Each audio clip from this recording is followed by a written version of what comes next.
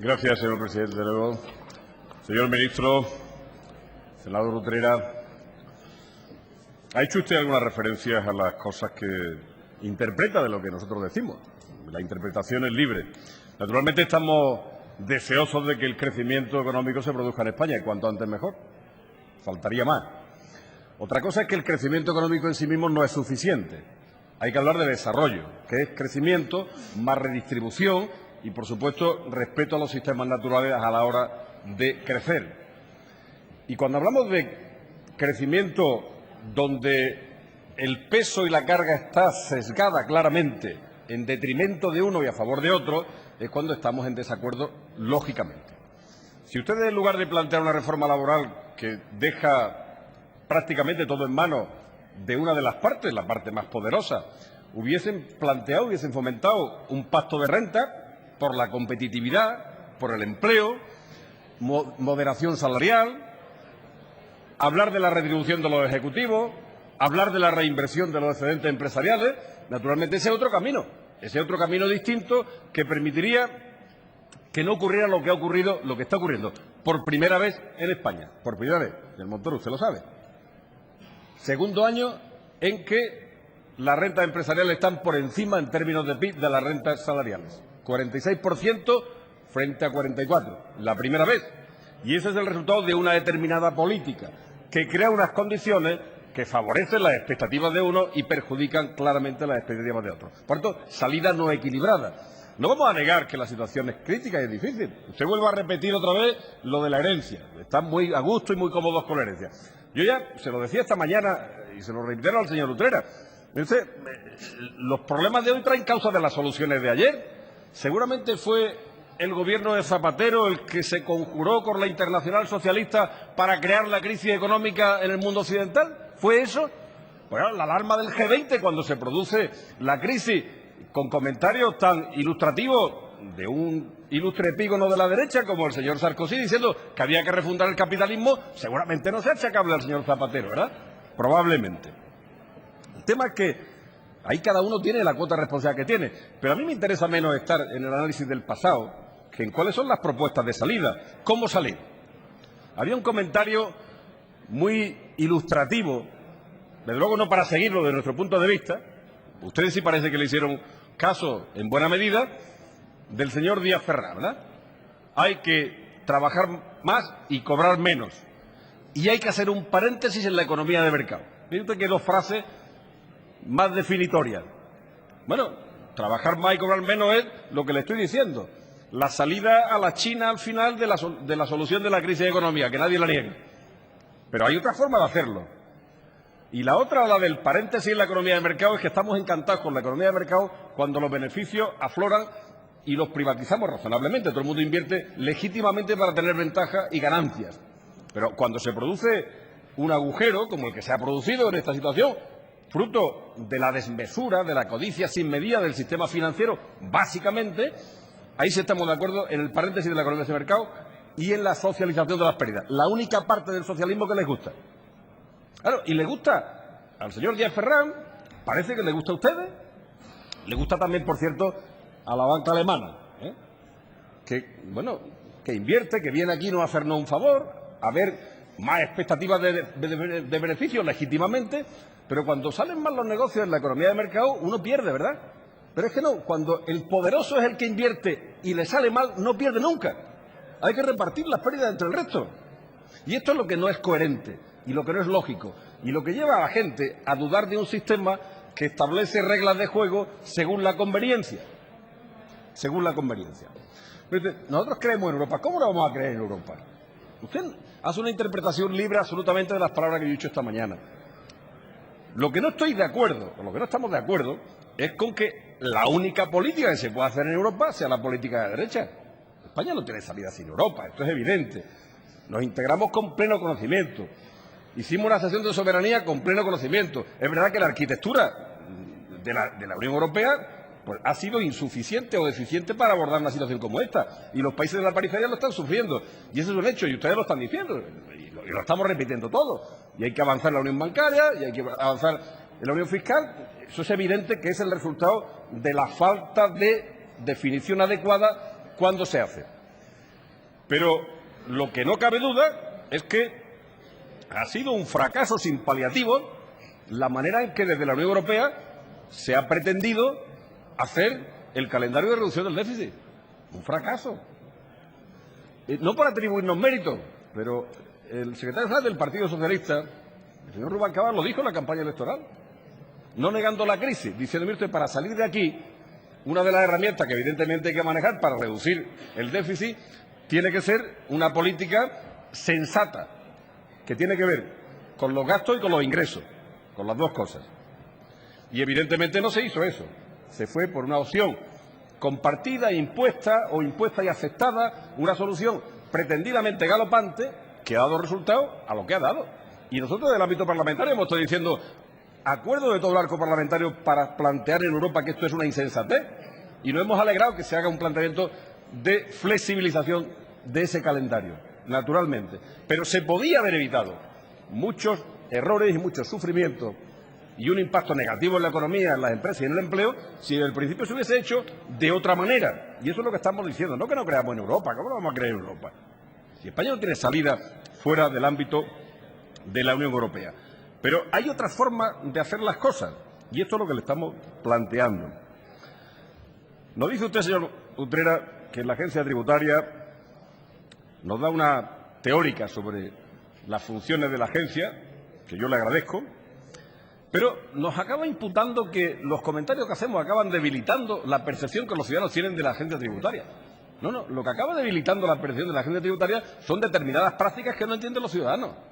Eso es lo que debilita la credibilidad de la agencia tributaria, claro. Y no estoy yo dando titulares. Lamentablemente, los titulares este fin de semana los ha dado el señor ministro, lamentablemente. Y desde el principio, cuando se ha hablado, ¿usted sabe lo que dicen? No hemos sido nosotros los que hemos dicho, cuando se han producido en el caso CEME la discusión de si eran 450 o eran 15, y yo no voy a entrar en debates técnicos que desconozco, pero no pretenda usted colocar esto todo en el ámbito de la asepsia absolutamente técnica, cuando la asociación, la Organización Profesional de Inspectores de Hacienda, que ya decía esta mañana que no es el brazo armado del PSOE, dice literalmente, en relación con ese tema, sesgo ajeno a criterios técnicos, situación grave y anómala. Explíqueme usted cómo se interpreta esto. Y cuando se produce la dimisión del tercero de a bordo de la agencia, que no lo nombró el gobierno del PSOE, que ha sido el resultado de los 300 ceses que ha habido en el mes de enero del 2012, sí, una persona propuesta, supongo que por el gobierno, no sé si por el señor ministro directamente, por el director de la agencia tributaria, este señor que dimite dice literalmente notables diferencias surgidas con la dirección sobre ámbitos esenciales de decisión del Departamento de Inspección. Por tanto, los titulares no los damos nosotros, ni tenemos ningún interés en que se desprestigie ni se deteriore la imagen de la agencia tributaria. Son determinadas prácticas que podían haberse ahorrado y comentarios que son innecesarios absolutamente los que van en esa dirección. Señor Utrera, de las pensiones es un debate reiterado. Ustedes han reiterado una y otra vez lo de la congelación de las pensiones. En el ciclo de gobierno del señor Zapatero, las pensiones crecieron en España en torno al 40%. Al 40%. En el anterior ciclo de gobierno de ustedes no llegó al 20%. Pero el problema ya no es ese. Hablamos de crecer la mitad o crecer el doble. El tema es que, con lo que ustedes plantean en la ley de presupuesto del 2014, pero sobre todo con la aprobación de la ley que esta semana se va a hacer aquí, mañana no, supongo que el jueves, ¿verdad?, de la ley del factor de sostenibilidad, que le decía que hablar de sostenibilidad, como ustedes lo dicen, es hablar de forma sostenida de los recortes, lo que están planteando en el horizonte de 10 años es una bajada de las pensiones del 20%. De eso es de lo que hablamos. Por tanto, son cosas distintas, radicalmente distintas. Se lo decía esta mañana, se lo reitero. De esa ley, los que están expectativamente satisfechos, vamos, expectativa no, ya no es expectativa, están actuando para intentar llevar agua a su molino, que son los grupos financieros que creen que ante la incertidumbre sembrada con esta ley van a tener oportunidades de negocio fomentando los planes de pensiones privados. Cuando estamos hablando de formas distintas de enfocar las cosas, de cómo salir de esta situación de crisis que no se ha provocado, desde luego, por España. El gobierno anterior ha podido cometer errores, sin ninguna duda. Ustedes imputaban el tema del Plan E. Bueno, el Plan E es el resultado de una política donde se intenta hacer estímulos fiscales desde todos los países desarrollados en las reuniones del G20. Y se dice, invirtamos a ver si conseguimos parar en parte la hemorragia que representa en el conjunto de la economía occidental, pero fundamentalmente en España, con la caída del sector del ladrillo. Y no voy a repetirle que en la cocina donde se plantea ese guiso, del comienzo de la orgía de especulación urbanística, inmobiliaria y financiera, hombre, estaban ustedes. Y le digo que no tengo mucho interés, lo que le estoy diciendo es que no acaben trasladando siempre, como arma arrojadiza, algo de lo que ustedes tienen una buena parte de responsabilidad. Y cuando le digo que hay también formas distintas de hacer las cosas y de enfocar los asuntos, ¿sabe usted que, como usted, que es también diputado por Andalucía, yo soy diputado también senador por Andalucía, por la provincia de Jaén? Bueno, cosas significativas. Dos ejemplos de cómo plantear de manera alternativa, puntuales pero sintomáticos. Incremento de los ingresos. Bueno, estamos hablando de reducir el déficit, de ser capaces de sostener políticas públicas y estamos hablando, por tanto, de ingresos. Cuando se plantea en Andalucía, por ejemplo, un impuesto a los depósitos bancarios, ¿qué se hace? Ya se hizo cuando se planteó en Extremadura hace muchos años, recurrir a la Constitucional. Cuando se pierde, ¿qué se hace? Traer una ley y se pone un impuesto cuyo tipo es cero. En definitiva, ¿planteamos que los que están en una posición de más ventaja contribuyan al sostenimiento de las cargas públicas o no? Según ustedes, no, porque impiden que eso se lleve a cabo. Eficiencia en el gasto. Seamos capaces de hacer más con menos, como dicen ustedes. De acuerdo. Seamos eficientes. Eficacia al menor coste. Eficiencia. Cuando Andalucía se plantea ser más eficiente, no recortando servicios sanitarios básicos, sino intentando hacer una subasta de medicamentos que permita que los que no están en la indigencia, que son las grandes compañías farmacéuticas, acaben compitiendo para ofrecer un mejor precio en la demanda de productos farmacéuticos que tiene Andalucía, ustedes lo que hacen es recurrirlo. Y tienen que explicar a los ciudadanos andaluces y españoles por qué hacen eso, qué intereses defienden, los intereses de las compañías farmacéuticas o los intereses de los ciudadanos. Porque eso es una forma distinta de enfocar las cosas. Y tendrían que explicarlo para que lo entendiera alguien, si es que es posible que se entiendan. Y esta es la tarea desde el Gobierno, señor ministro y señor Utrera, y señores senadores y senadoras del grupo parlamentario mayoritario que sostiene al Gobierno. Esta es la tarea. Y efectivamente hay maneras diferentes. Y estamos, cuando hablan de la prima de riesgo, nos alegramos de que haya sido así. ¿Cómo no nos vamos a alegrar? Y ojalá baje más. Y ojalá por ahí tengamos menos gasto público. Pero bueno, atribúyanse los méritos que les corresponden, no todos. Que nosotros tenemos un sentido del patriotismo. Un sentido del patriotismo diferente al de ustedes. Diferente. Mire usted, diferente. También en eso es diferente.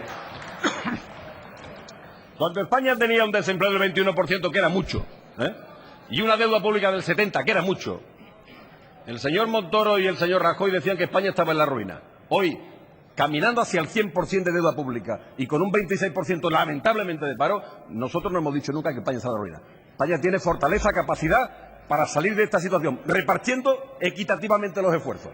Por tanto, lecciones de patriotismo, ninguna. Las precisas.